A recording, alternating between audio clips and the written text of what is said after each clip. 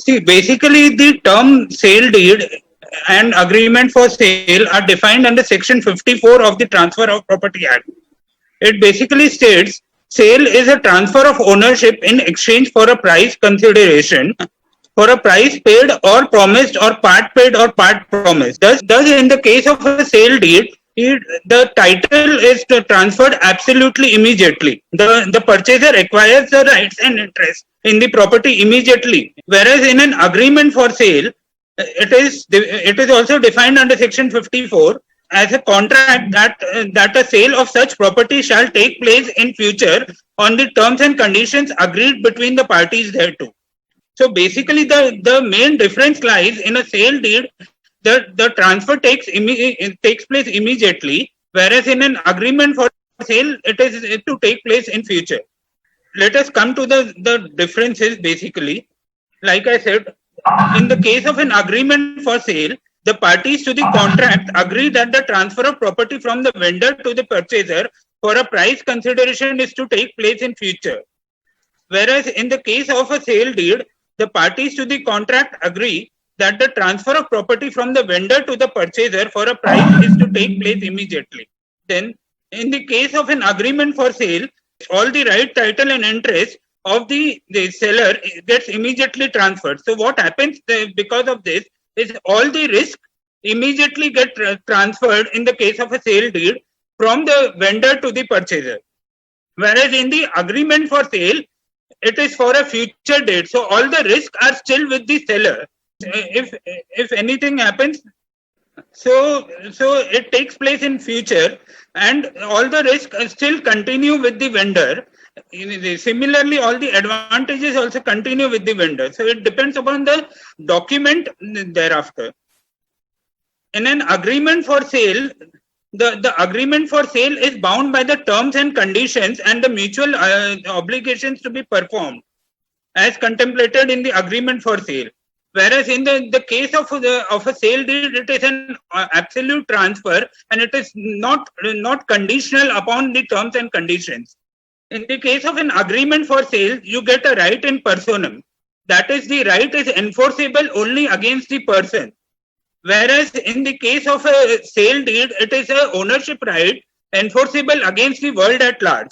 Now, the issue of validity of an agreement for sale was dealt with in depth in the case of by the Supreme Court in the case of Suraj Lamp and Industries.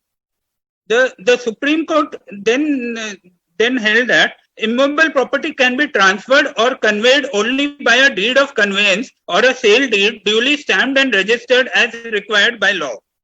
It further observed that any agreement for sale, any contract for sale or agreement to sell which is not a registered deed of conveyance would fall short of the requirements of section 54 and 55 of the Transfer of Property Act and will not confer any title nor transfer any interest in an immovable property except to the limited right granted under section 53A of the Transfer of Property Act. Now, section 53A of the Transfer of Property Act provides that where the buyer has obtained possession of the property that is subject matter of the transfer while fully complying with his part of the obligation under the agreement, the seller shall not be entitled to disturb the possession so granted by the buyer to the buyer. So this basically means once the property possession has been given, so he has a right over the possession of the property and he cannot be disturbed by the vendor. It has been further observed that we make it clear that our observations are not intended to in any manner affect the validity of sale agreements and powers of attorney executed in genuine transactions. In several states, the execution of such development agreements and powers of attorney are already regulated by law and subjected to specific stamp duty. Our observations regarding SA, that is sale agreement, general power of attorney, will transactions are not intended to apply to such bona fide or genuine transactions. So in a case, take a case where an agreement for sale has been duly registered before the sub-registrar of assurances and all the consideration has been paid, the possession has been given and all the terms and conditions have been complied with. it will not get affected by this judgment because it is a genuine transaction and all obligations have been duly performed. In the case of Hardik Kaur versus Kailash and another, the Delhi High Court has observed that an agreement to sell itself may not create any interest in the immovable property under Section 54 of the Transfer of Property Act. But the agreement, along with the payment of entire sale consideration, handing over of possession, execution of receipt, affidavit, will, indemnity bond, and irrevocable general power of attorney, create an interest in the immovable property within the meaning of Section 202 of the Contract Act. The words "an interest in property" which forms the subject matter of agency in Section 202 of the Contract Act are of wider amplitude than the words "an interest in charge" such property in Section 54 of the Transfer of Property Act, where the seller has received the sale consideration in pursuance of the agreement to sell and has delivered the possession to the purchaser. The purchaser would have interest in the property within the meaning of Section 202 of the Contract Act. Section 202 of the Contract Act, the 1872, provides that power of attorney coupled with interest is irrevocable and cannot be revoked or terminated even upon the death of principal. It can thus be stated that although the title of immovable property transfers only upon the execution and registration of a sale deed, an interest is created in favor of the purchaser under an agreement for sale, and if all conditions have been complied with, the same can be treated as a genuine transaction and can be relied upon. Now I'll come to the provisions of MOFA and RERA. The real estate buyers often suffer from various abuses, ill practices by few errant developers or promoters, such as inordinate delay in getting possession of flats, units, alteration of layout plans and specifications of flats, units. There are various legislations governing the real estate in Maharashtra, the major ones being MOFA and RERA. MOFA is only concerned with flats. If you see, it is Maharashtra Ownership of Flats Act. So it is concerned with only flats. As regards apartments, Maharashtra Owners Apartment Act is also there. But if you see RERA is much wider in regime. RERA covers plots, RERA covers the flats, RERA is much wider. Further, RERA is a state legislation. It applies throughout, is a central legislation. It applies throughout India, whereas MOFA was only applicable in Maharashtra. Under RERA, every real estate project where the total area to be developed exceeds 500 square meters, or where more than 8 apartments are there, is proposed to be developed in any phase, it must be registered with the respective state's RERA. Further, even ongoing projects, that is wherein the completion certificate or occupancy certificate has not been issued, are also required to be registered. While applying for registration, promoters are required to provide detailed information on the project. Example, land status, details of promoter, approval, schedule of completion, etc. Only when registration is completed, the promoter is allowed to market the project or advertise for the project.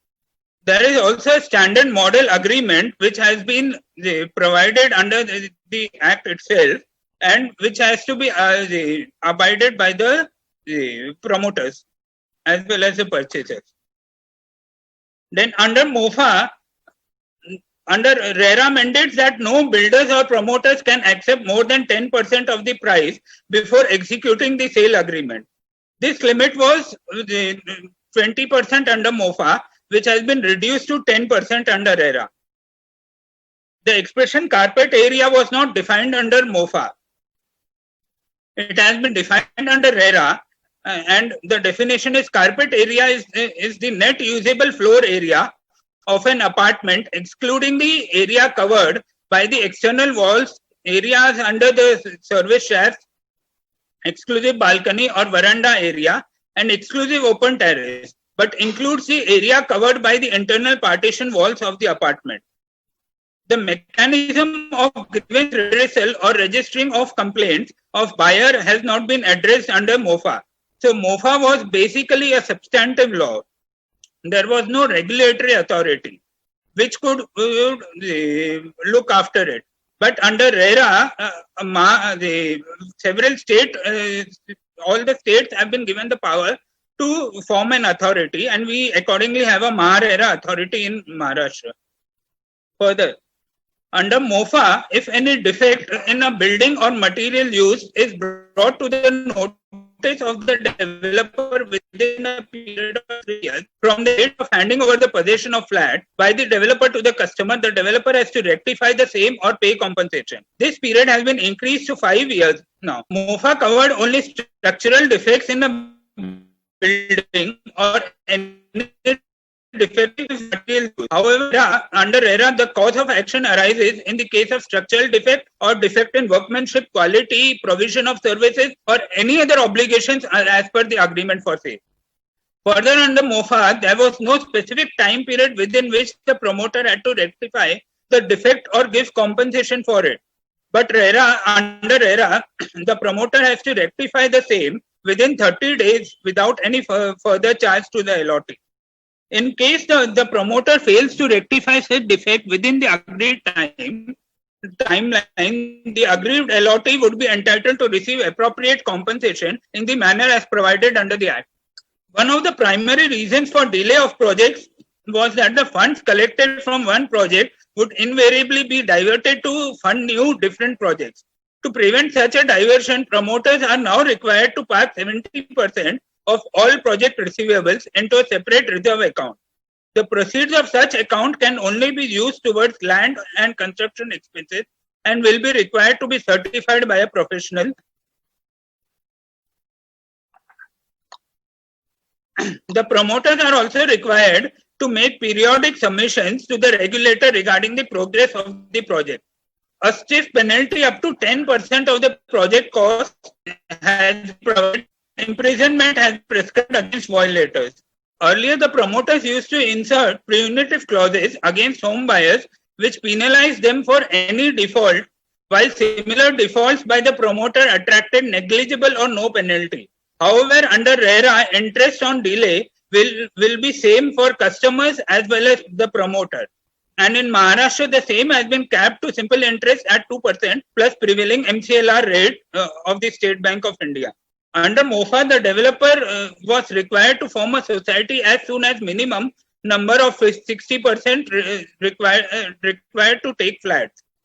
But under RERA, within 4 months, under RERA, the developer has to form the society within 3 months of issue of occupation certificate or within the 3 months of 51% of the purchasers entering into agreement for purchasing flats. Under MOFA, the promoter was required to give conveyance if no period was mentioned within 4 months of formation of the society. But under RERA, if no period is mentioned, then for a single building within 3 months of issue of occupation certificate of 51% of the total number of allottees in the building stroke wing having paid the full consideration, whichever is earlier.